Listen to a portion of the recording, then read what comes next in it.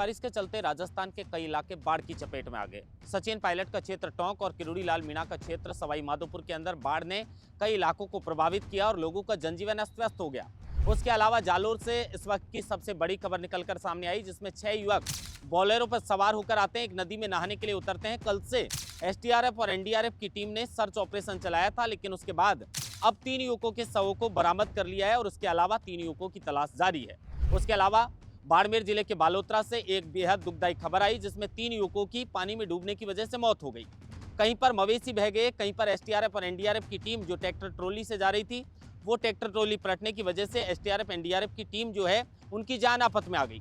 कह सकते हैं कि ये आसमान से बरसी आफत है, लेकिन उसके अलावा सरकारी सिस्टम ने धरातल पर कितना विकास किया है, इसकी भी कहीं ना कहीं ये पोल खोल कर रखता है। अब आप देख सकते हैं कि बारिश ने कई इलाकों को प्रभावित किया है। डॉक्टर किरोड़ी लाल मीणा जो आपदा मंत्री हैं, वो सवाई माधोपुर के अंदर पहुंचे, लोगों को राहत दिलाने के लिए खुद जेसीबी मशीन पर सवार होकर और पानी के रास्तों को डाइवर्ट करने का प्रयास किया। लेकिन लोगों ने जब अपना दर्द सुनाया तो सुनने वालों की आंखों में आंसू छलकने लगे। लोगों ने कहा कि हमारे मवेशी पानी के अंदर बह गए, हमारे मकान पानी के अंदर बह गए और उसके अलावा जो लोग बचे हैं और जो मवेशी बचे हैं उनको खाने पीने के लिए किसी भी तरह का कोई इंतजामात नहीं है।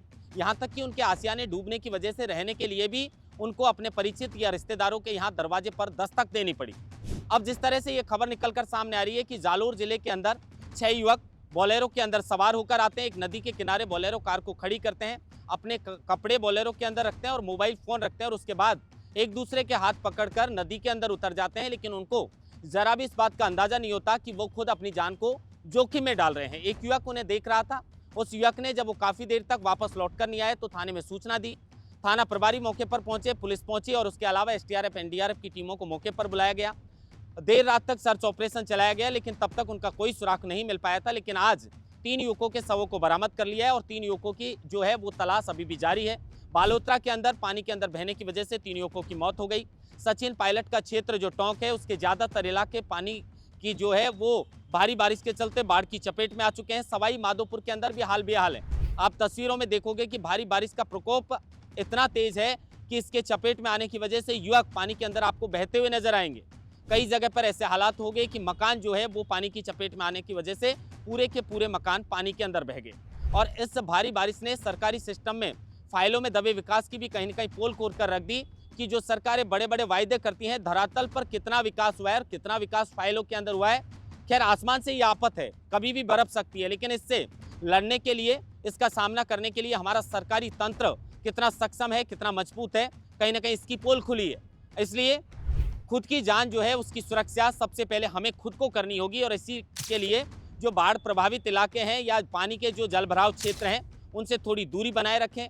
इनमें जाने से पहले सोचे समझे और उसके बाद सावधानी जरूर बरतें, क्योंकि जिस तरह की खबरें निकलकर सामने आ रही है, जहां पर पानी में उतरने की वजह से और लापरवाही बरतने की वजह से कई लोगों की जो है वो जान चली गई है। अब ये बड़ी दुख भरी खबर जो है वो जालोर और बालोतरा से आई है, जिसमें 3 युवकों की मौत की खबर अभी तक सामने आ चुकी है। इनके शव को एसडीआरएफ एनडीआरएफ की टीमों ने बरामद कर लिया है और बाकी जो युवक हैं जो लापता हैं उनका सर्च ऑपरेशन चलाया जा रहा है।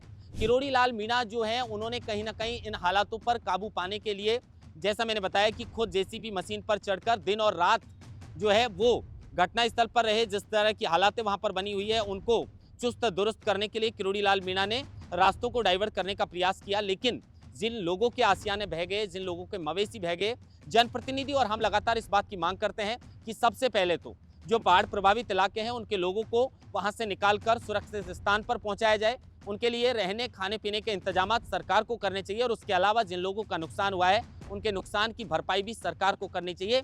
और हमारी ये पहली जिम्मेदारी है कि जो जल भराव क्षेत्र हैं उन पर जाने से पहले सावधानी बरतें और अपनी जान की रक्षा स्वयं करें। महेंद्र मास्टर, लोकमत हिंदी, जयपुर।